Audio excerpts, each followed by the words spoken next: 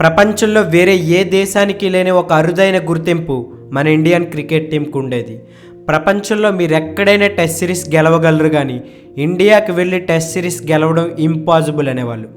It was the most freaking challenge for every country in the world. కానీ ఇప్పుడు ఆ home dominance అంతా కుప్పకూలిపోయింది. ఎన్నో దశాబ్దాలుగా కనీసం ఇండియాలో ఒక్క టెస్ట్ మ్యాచ్ గెలిస్తే చాలురా అనుకునేవాళ్ళు.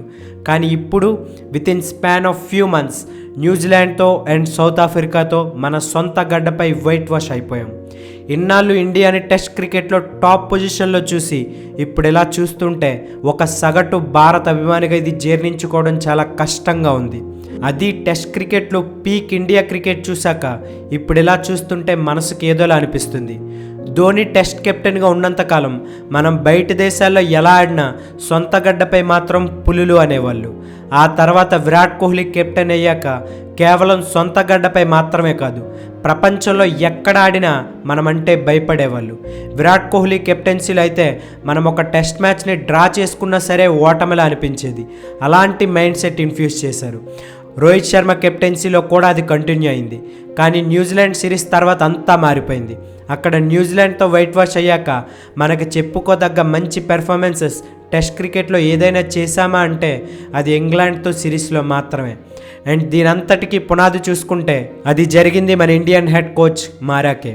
గౌతమ్ గంభీర్ నేనున్నాను అని ప్రూవ్ చేసుకోవడానికో ఏమో తెలియదు, కానీ చాలా అనవసరమైన మార్పులు, బ్యాటింగ్ ఆర్డర్లో అనవసరమైన కన్ఫ్యూజన్, బౌలింగ్లో అసలు కొంతమంది బౌలర్స్ని టీంలో ఆడించి ఎందుకు బౌలింగ్ ఇవ్వరో అర్థం కాని పరిస్థితి, అసలు ఎటువంటి ఒడిదుడుకులు లేకుండా చాలా బాగా నడిచే మన ఇండియన్ క్రికెట్ టీంని తన వర్స్ట్ స్ట్రాటజీస్తో టెస్ట్ క్రికెట్లో పాతాళానికి నెట్టేశాడు. ఐ అగ్రీ, కోచ్ 100% ఓటమికి రెస్పాన్సిబుల్ అవ్వడు. కానీ మన టీం టెస్ట్ క్రికెట్లో ఇంప్లిమెంట్ చేసిన స్ట్రాటజీస్లో కోచ్ పాత్రే కీలకం. అందుకే కోచ్కే ఇక్కడ మెయిన్ బ్లేమ్.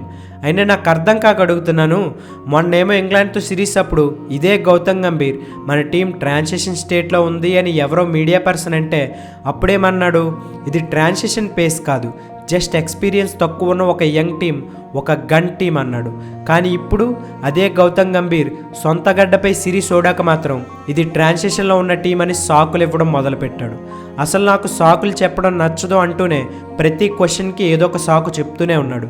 ఏమైనా అంటే నేను ఛాంపియన్స్ ట్రోఫీ గెలిపించాను, ఏషియా కప్ గెలిపించాను అంటున్నాడు. డియర్ గంభీర్ సార్, మీరు champions trophy and Asia cup గెలిపించారు, కానీ సార్ అది వైట్ బాల్ సార్. వైట్ బాల్లో మీ కోచింగ్ని ఎవరూ తప్పు పట్టలేదు, కానీ what are your achievements in the red ball cricket? I want to see Indian cricket in a good place అని ఎప్పుడు అంటుంటారు కదా, మరి ఎలాంటి మాటలు ప్లేయర్స్లో ఆన్ ఫీల్డ్లో ఎందుకు కనిపించట్లేదు సార్? మన ప్లేయర్స్ అసలు క్రికెట్ ఆడటమే రాని వాళ్ళలా ఇలా ఆడుతున్నారు ఎందుకు? ఈ అన్ని ప్రశ్నలు మళ్ళీ నెక్స్ట్ వైట్ బాల్ సిరీస్ దాకా వెయిట్ చేయాల్సిందే. నెక్స్ట్ మనకి ఇవేలో న్యూజిలాండ్తో అండ్ హోమ్లో ఆస్ట్రేలియాతో రెడ్ బాల్ సిరీస్ ఉంది.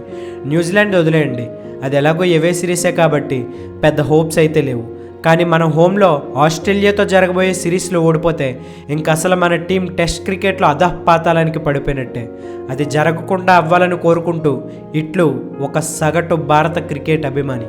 మరి మీరేమనుకుంటున్నారు? టెస్ట్ క్రికెట్లో మళ్ళీ మన టీమిండియా టాప్ పొజిషన్లోకి రావాలంటే ఏం చేస్తుందో బాగుంటుంది అనుకుంటున్నారో కామెంట్ చేయండి. Thank you so much for watching this video.